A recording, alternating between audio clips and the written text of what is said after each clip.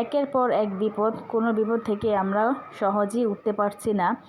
একটার পর একটা বিপদ লেগেই আছে আমাদের। কিছুদিন আগে আমার ছেলের টাইফয়েড ছিল, তো সেখানে আমার ছেলেকে 10টা সুই দেওয়া হয়েছে।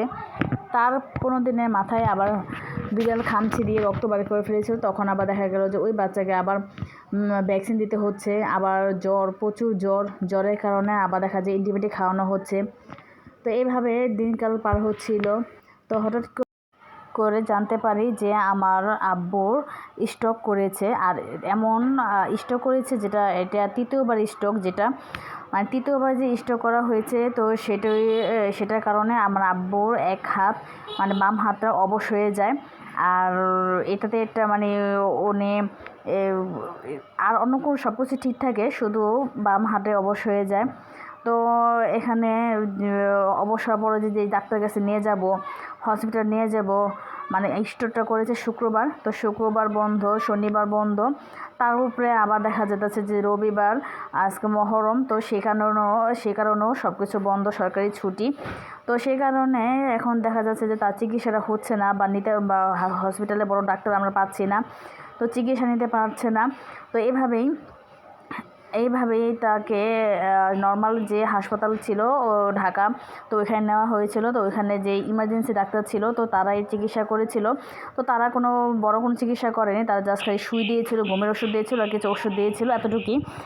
বড় ডাক্তার ছিল না। তো বড় ডাক্তার একবার আসে, তো তখন বলে সিটি স্ক্যান করার জন্য মাথায়, সেটাও করা হয় নাই। তো বন্ধের কারণে করা হয় না, কারণ একদিন বন্ধ গেলে তারপরে আবার খুলবে, তারপরে ডাক্তার দেখাবে। তো এই জন্য নিয়ে আসা হয়। তো আল্লাহর রহমতে কালকে হয়তো সিটি স্ক্যান করতে পারে। তো ওইখানে যে সিটি স্ক্যান করে দেখতে পারে যে কী জন্য এই হাড়টা অবশ হয়ে গেছে। যেহেতু হাড়ে কোনো সমস্যা নেই, হয়তো মাথাতে কোনো সমস্যা হচ্ছে কি না। তো সেটাই বললাম যে এমন একটা খারাপ অবস্থা, যে এমন সময় স্ট্রোক করেছে যে শুক্রবার, শনিবার সরকারি ছুটি, তারপর মহরম সরকারি ছুটি, সব কিছু মিলিয়ে তো স্ট্রোক করা মানুষটা আজকে ঘরেই পড়ে আছে। এভাবে একটার পর একটা বিপদ আমাদের লেগে আছে। জানি না যে আল্লাহ পাক কী জন্য আমাদের এত বিপদ দিয়েছে, বা কী জন্য, কবে এই বিপদ থেকে উদ্ধার হবে। কারণ একটা সমস্যা ঠিক শেষ করতে না করতে একটা সমস্যা দেখা দিচ্ছে। আসলে এই সমস্যা, রোগ, অসুখ বিসুখ এগুলো সবই আল্লাহর একটা নেয়ামত, আল্লাহর একটা কী বলবো, মানে আল্লাহ আমাদেরকে এই উসিলা ধারা বোঝায় যে মানুষ বা আত্মীয় স্বজন কে কেমন, বিপদের সময় কে কতটুকু কাকে সাহায্য করে, অথবা কে কতটুকু করে, তা সেটা দেখার জন্যই হয়তো বিপদ আপদ আমাদের হয়, বা আল্লাহ তাআলা আমাদের দেয়। আবার এই বিপদ থেকে আবার আল্লাহ নিজেই আমাদেরকে রক্ষা করে।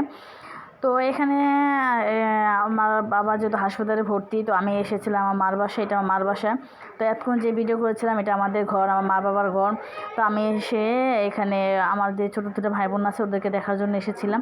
তো এখানে আমি ভাত বসিয়ে দিয়েছিলাম, শুধু ভাত রান্না করবো, আর একটা তরকারি রান্না করবো। কারণ আমাদের সবারই মন মেজাজ বেশি এটা ভালো না, সবারই অবস্থা খুব খারাপ। বাবা বাচ্চা থাকতেও শ্বশুর বাড়িতে কোনো দাম নাই। আর যদি আমার আব্বু যদি কিছু একটা হয়ে যায়, আল্লাহ না করুক, আল্লাহ বাবার ভালো রাখুক, সুস্থ রাখুক, তারপর যদি আমার বাবার কিছু হয়ে যায়, তা তো শ্বশুর বাড়িতে মানে আরও বেশি পাত্তা পাওয়া যাবে না। এমনিতেই তো আমার বাপ মা বাচ্চা থাকতেও আমার শ্বশুর বাড়িতে কোনো দাম নাই। আসলে মেয়েদের জীবনটাই এমন, এত দিলে এত করলো শ্বশুরবাড়িতে কোনো দাম থাকে না। তার উপর যদি বাপ না থাকে, তাহলে সেই শ্বশুরবাড়িতে সেই বউয়ের কোনো দাম থাকে না, বলে বউয়ের বাপ নাই, বউয়ের বাপ নাই, এই সেই বলে অনেক সময় অনেকে নিন্দা, এটা অনেক সময় অনেকে বলে।